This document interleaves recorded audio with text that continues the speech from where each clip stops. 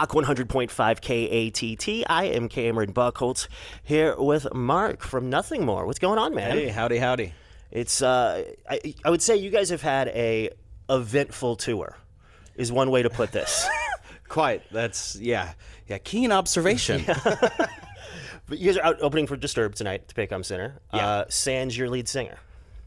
Yes. Today we have a fill-in, Lauren Babick. She's a awesome friend, amazing, like kind of internet vocalist. She was in the band Red Handed Denial. Still is-ish. They're from Toronto.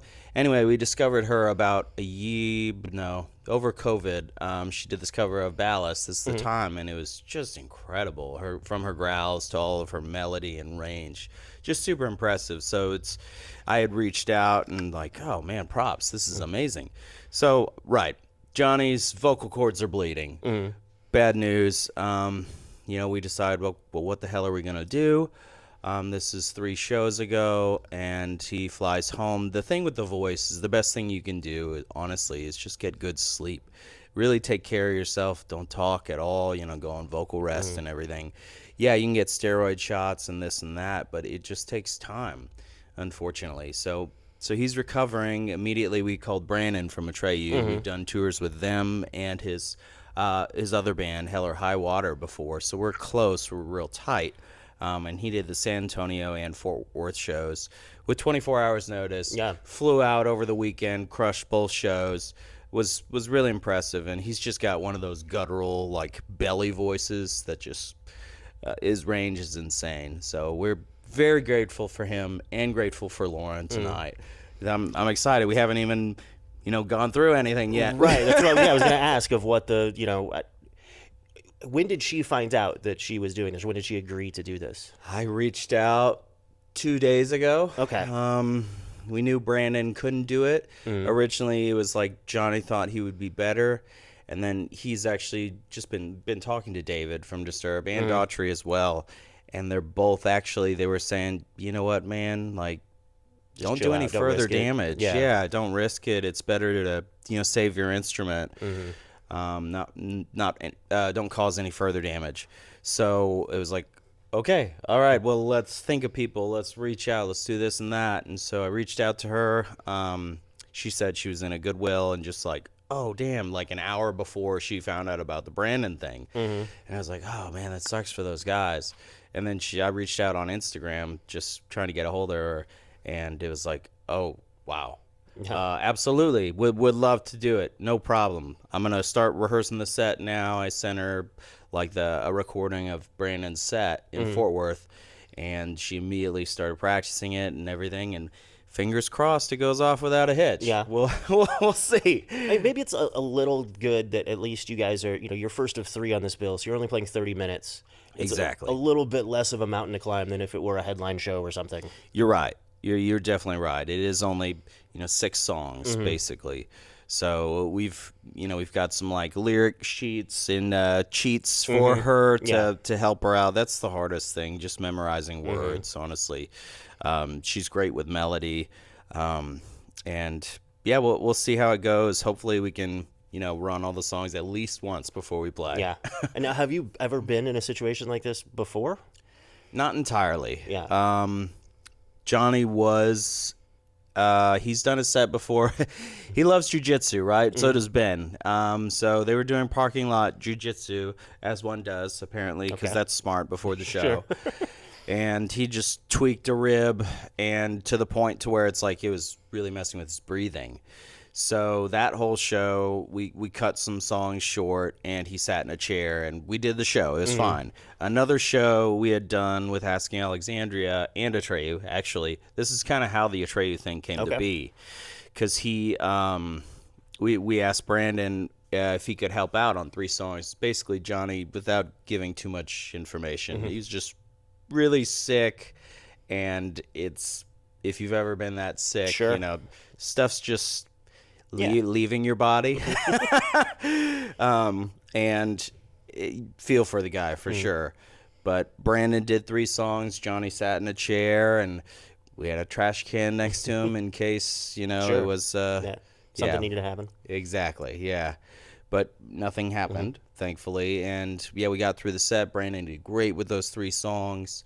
But yeah, it is kind of like, what would you do? Right. Who would your backup guy be? I mean, was there a thought of just, we just have to cancel?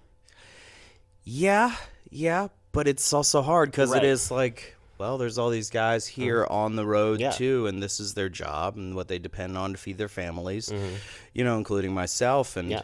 Every day, every show is, it goes against the bottom line and Sure. everything. So Yeah, and there's with a the way lot at stake. touring is and stuff, one or show different might make the whole difference. So, Exactly. yeah. And at the end of the day, it's like you hear stories, Dave Grohl breaks his leg, still does the show. Right.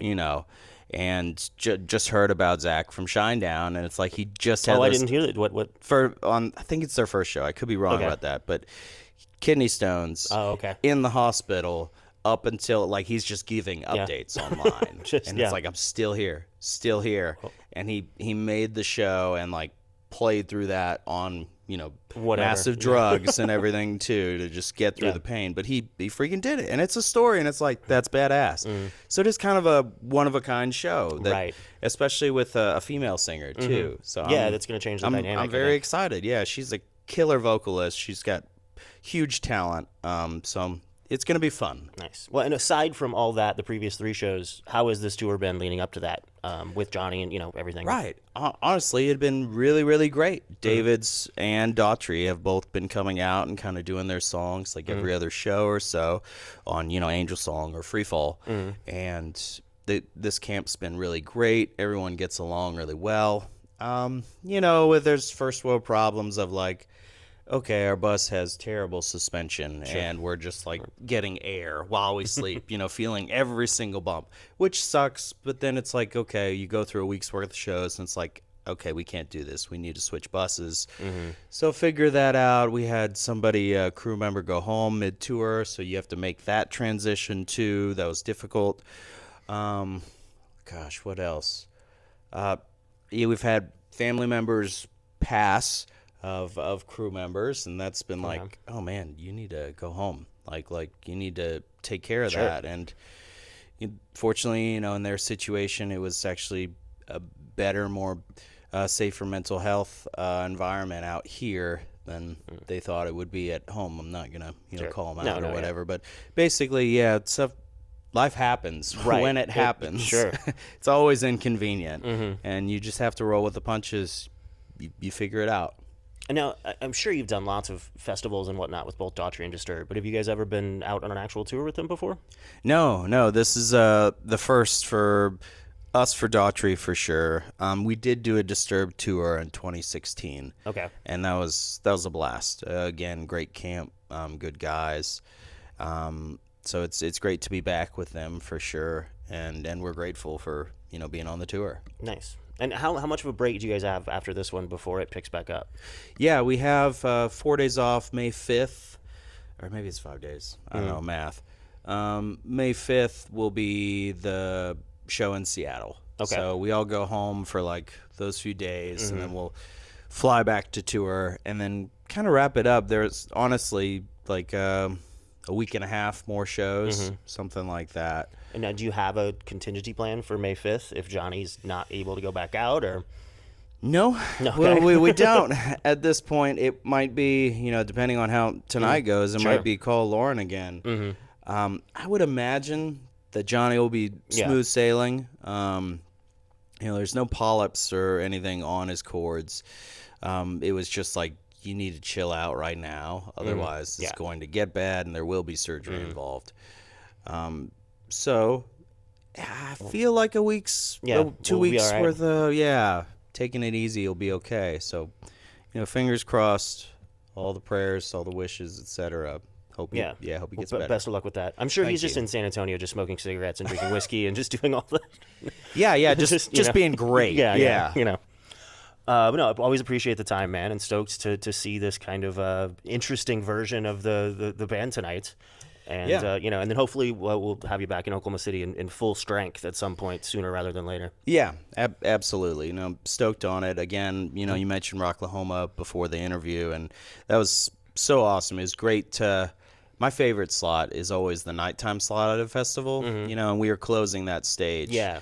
And it was just So then technically it's like we're right before Slipknot.